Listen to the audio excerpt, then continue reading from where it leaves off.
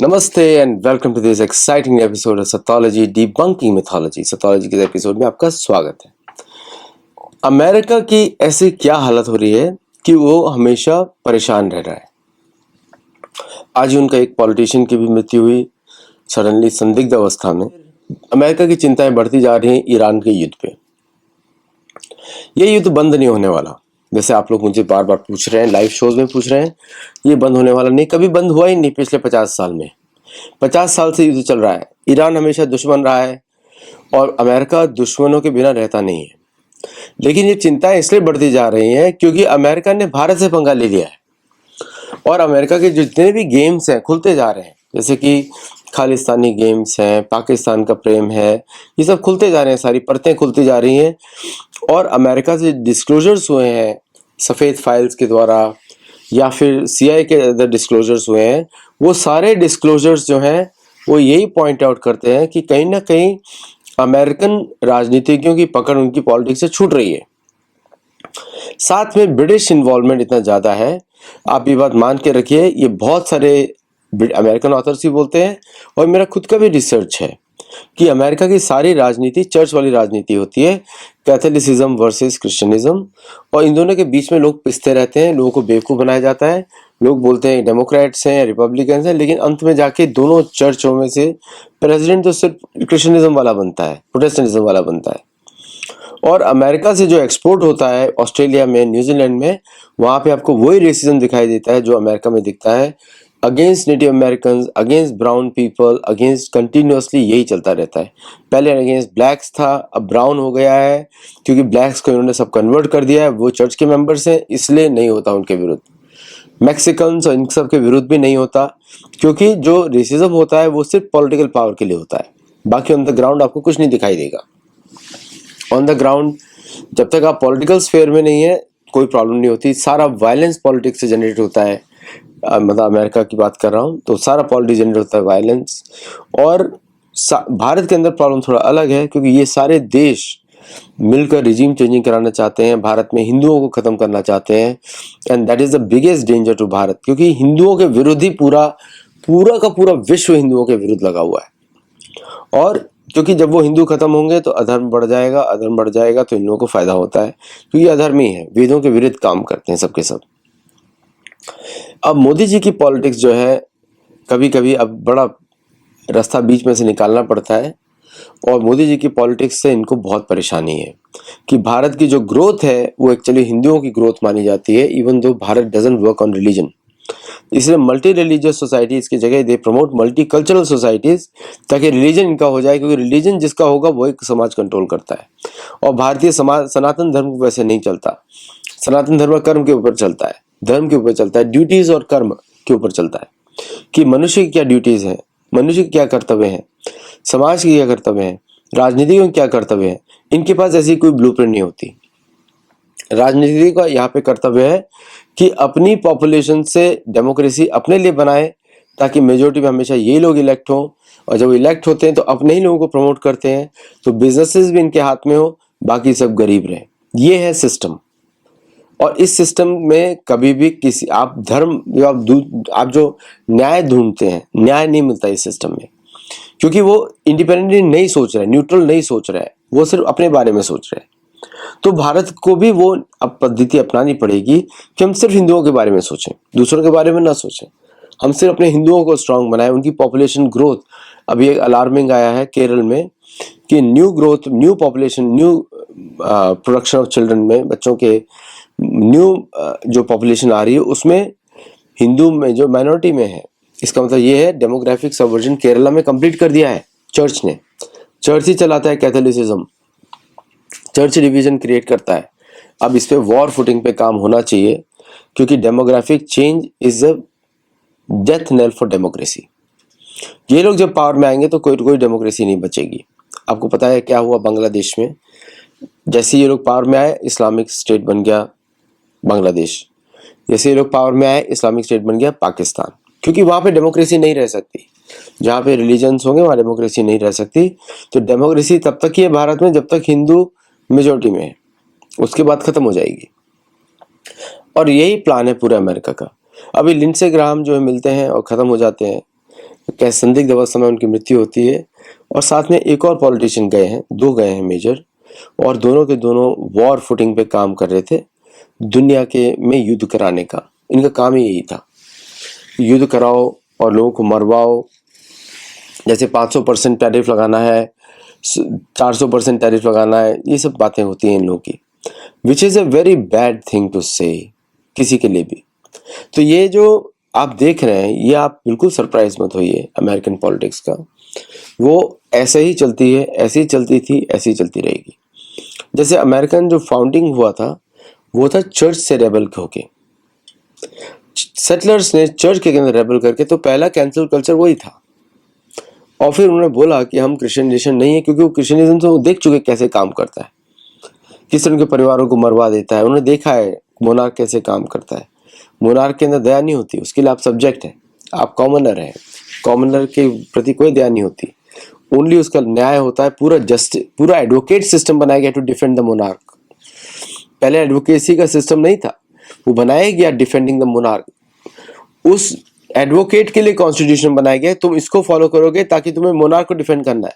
Monarch is above the law, he is a god's representative, यही whole system है। अब पूरी दुनिया ने अनफॉर्चुनेटली उसको अडॉप्ट कर लिया।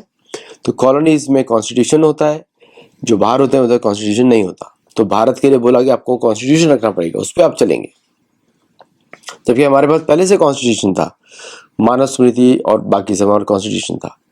तो अब अमेरिका और भारत की भिड़ंत अब आपको पब्लिक में दिखाई देगी। मोदी जी ने बिगुल बजा दिया है अबॉरिजिन्स के बारे में बात करके, माओरी के बारे में बात करके। मुझे ऐसा लगता है कि अगले ट्रिप में वो नेटिव अमेरिकन के बारे में बात करेंगे, नेटिव कैनेडियंस के बारे में बात करेंगे, and that is the best thing India can do. नहीं तो ये लोग चुप होने वाले नहीं है। ह्यूमन राइट्स रिकॉर्ड्स अगर देखा जाए, यूरोप का, अमेरिका का, ऑस्ट्रेलिया का, न्यूजीलैंड का इज वेरी पुअर उनके नेटिव इंडिजिनस पॉपुलेशंस के साथ। जब हम उनको डिफेंड करेंगे तो भारत में भी वो बात आएगी, हमको डिफेंड करना हिंदुओं को, because Hindu is the native religion of India. India is not a multicultural society, India should not be a multi religious society. India में सिर्फ एक ही चलना चाहिए, वेद। भारतीय सरकार वेदों की रक्षा के लिए काम करना चाहिए, सनातन धर्म की रक्षा करने, क्योंकि कोई एक देश तो हो ना जो वेदों के ऊपर बात करे, कोई एक देश जो, क्योंकि भगवान के मुख से आए हैं ये वेद, एक देश तो हो जो उस पर बात करे। एक भी देश नहीं है जो बात करता है धर्म के ऊपर, एक भी नहीं है, समझा। तो इसलिए भारत में भारतीय सरकार को जल्दी जल्दी समझना चाहिए कि हमको कैसे इसको रिवर्स करना है फटाफट। केरल एक लिटमस टेस्ट बन जाता है, पंजाब, नॉर्थ ईस्ट, ये लिटमस टेस्ट है भारत के लिए। और जो जो इस समय जो भारत का नक्शा है, वहां पे तो प्योर सनातन धर्म की बात होनी चाहिए। बाकी लोगों को जिसको पसंद नहीं, बाकी लोग भी, रिलीजन होना चाहिए सनातन धर्म, और कल्चर उनका वो रखना चाहते हैं रख ले, लेकिन रिलीजन तो सनातन धर्म ही होगा। जैसे अमेरिका में अगर आप चर्च से कनेक्टेड नहीं है तो आपको इलेक्ट नहीं हो सकते। इसलिए बहुत सारे इंडियन अमेरिकन कन्वर्ट होते हैं ताकि वो इलेक्ट हो जाए। बॉबी जिंदल, उसके पिता हिंदू हैं। फिर आपकी वो जो एक लेडी है वो भी जो है कन्वर्ट हुई, उसके बाद उसको सेक्रेटरी ऑफ स्टेट बन गई वो। ओके, आपको पता है नम्रता रंधावा जी ना, तो उसका उसने नाम भी बदल दिया, निकी हैलिस कर दिया, निकी हैली कर दिया शादी से। तो ये वही है, ये वही सिस्टम चलता है। तो और जो ये लोग प्रमोट करते हैं सेसेशनिस्ट मूवमेंट भारत में, तो अभी ये सारी पॉलिटिक्स अमेरिका की टूटने वाली है बुरी तरीके से, क्योंकि ईरान वॉर से निकलना नामुमकिन है अमेरिकन फोर्सेस के लिए, नामुमकिन है, क्योंकि उनको इजराइल निकलने नहीं देगा। अब वो चाहे कितना भी रेबल कर ले, कितना भी प्रोटेस्ट कर ले, लेकिन इजराइल निकलने नहीं देगा। आप उसके अंदर आप देख सकते हैं कि किस तरह इजरायली पॉलिटिशियंस जो हैं, इजरायली जो जो जो उनके जो बिजनेस एंटिटीज हैं और एजेंसीज हैं, वो पूरी तरीके से अमेरिका पे एक नया नैरेटिव बना चुके हैं, जुडेओ क्रिश्चियन कंट्री। जबकि जब अमेरिका बनाया गया था, वो बनाया गया था क्रिश्चियनिज्म पे, मतलब डेइस्ट फाउंडेशंस पे। डेइस्ट मतलब इंडिपेंडेंट ऑफ एनी क्रिश्चियनिज्म और एनी अब्राहमिज्म। इनफैक्ट जो दूसरे प्रेसिडेंट थे वो बोलते थे हिंदू और eastern syncretism of eastern religions and church दोनों का मिक्स होना चाहिए अमेरिका। लेकिन धीरे धीरे उसको हाईजैक करके जुडेओ क्रिश्चियन कंट्री कर दिया गया। बिकॉज इट्स ए कॉलोनी, उसके रिलीजन आप बदल सकते हैं, उनको सरकार का रिलीजन होता है वेस्टर्न कंट्रीज में, ओके, क्योंकि चर्च की पार्टी से। भारत में जो सेक्युलरिज्म जो फिलॉसफी है वो बाद में ऐड की गई, सोशलिस्ट सेक्युलर, ये बाद में ऐड किया गया to destroy the majority of Hindus, destroy, इसलिए सारे मुसलमानों को एजुकेशन मिनिस्टर बनाया गया। बट ये अमेरिका की जो मोदी जी ने जो शुरू किया है, इसे literally the changes the foreign policy of India, literally. अब हम सही बातें कर रहे हैं, अब पहली बार भारत सही बात कर रहा है, पहली बार भारत सही बात कर रहा है कि हम अबॉरिजिन्स के ऊपर बात करेंगे, माओरीज के ऊपर बात करेंगे, नेटिव अमेरिकन के ऊपर बात करेंगे, नेटिव कैनेडियंस के ऊपर बात करेंगे, और बाकी सारे देशों में जहां जहां इनकी कॉलोनीज है, 19 ब्रिटिश ओवरसीज टेरिटरीज हैं, 14 फ्रेंच ओवरसीज टेरिटरीज हैं, 5 स्पेनिश ओवरसीज टेरिटरीज हैं जो कि स्पेन ओन करता है, बाकी तो उन्होंने कन्वर्ट करा के किया हुआ है, और 2 पोर्चुगीज ओवरसीज टेरिटरीज है। ये सारे रिवर्सल होने चाहिए। इनफैक्ट फिलीपींस के ऊपर भी हमको बात करनी चाहिए कि वहां के जो लोकल राजा थे, लोकल रिलीजन्स थे, उनको वापस आना चाहिए अगर Philippines wants to become rich, क्योंकि जितना भी कैथोलिसिज्म वाली कंट्री सब गरीब रहती हैं, गरीब और फटीचर, क्योंकि उनका वही ऑपरेटिंग सिस्टम ही वही है कि गरीबी रहेगी तो सरकार रहेगी, और फिर आप गरीबों के साथ खड़े हो, गरीबों के साथ। आपने राहुल गांधी को देखा होगा, मैं गरीबों के साथ, अगर गरीबों के साथ खड़ा होना तो गरीब होने चाहिए, यही फिलॉसफी है। गरीबी को बढ़ाते हैं ये लोग पॉलिटिकल मानसिकता में, और अमेरिका में ये लोग हावी होते जा रहे हैं, और आप देखिएगा अमेरिका सबसे गरीब बन जाएगा बिकॉज ऑफ रिलीजियस इंडोक्ट्रिनेशन, सबसे गरीब बनेगा, एक्सट्रीम पॉवर्टी आने वाली है अमेरिका में, क्योंकि ये गरीब बनाने का माइंडसेट है पूरा। चर्चिज्म, क्रिश्चियनिज्म, कैथोलिसिज्म, ये गरीब बनाते हैं लोगों को। हम लोग लक्ष्मी नारायण के उपासक हैं, हमारे यहाँ हम समृद्धि को इससे चिढ़ते नहीं है, वो अच्छे ये मानते हैं कि उसके कर्म अच्छे हैं, हम चिढ़ते नहीं है कि किसी रिच व्यक्ति से, हम कभी भी नहीं चिढ़ते। हम चाहते हैं कि वो जो अच्छे कर्म के उनको रिवॉर्ड मिलना चाहिए, हम अपने कर्मों पर फोकस करेंगे। तो ये इनका मानसिकता नहीं है।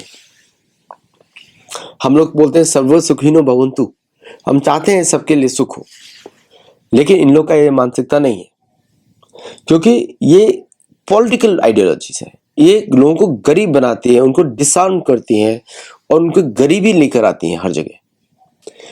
गरीबी एक पिछले कर्म का रिजल्ट होता है, लेकिन सबको फोर्स करना गरीबी में, वो भी पिछले कर्म का है। तो जैसे लोग गरीबी की तरफ जाते हैं एंड पूरे संसाधनों को नोच लिया जाता है और पॉलिटिकल क्लास में डिस्ट्रीब्यूट कर दिया जाता है। ये था कांग्रेस के पार्टी में, आप देखते हैं चिदम्बरम के देखिए, कोल स्कैम देखिए, इतने सारे, ये सारे कैथोलिसिज्म कनेक्टेड लोग थे। एंटनी, ए.के. एंटनी, सोनिया गांधी, ये सब रिच है। राहुल गांधी तो मुसलमान है कि क्रिश्चियन है किसी को पता नहीं है, बट एंटी भारत तो है। तो ये सारे लोग रिच हैं, बाकी प्रजा सारी गरीब होनी चाहिए।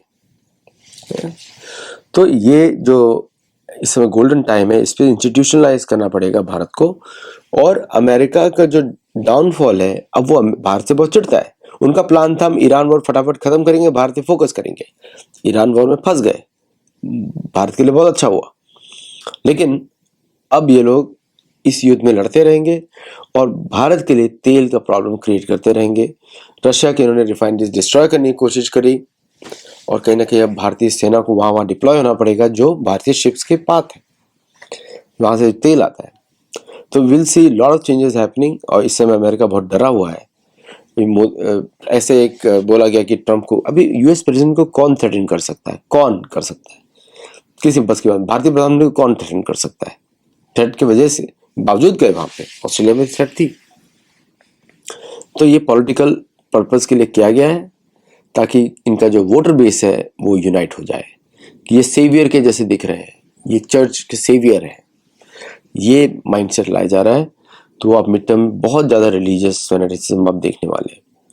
थैंक यू वेरी मच सुनने के लिए। नमस्ते, जय Jagannath, and I will see you in the next show. Thank you.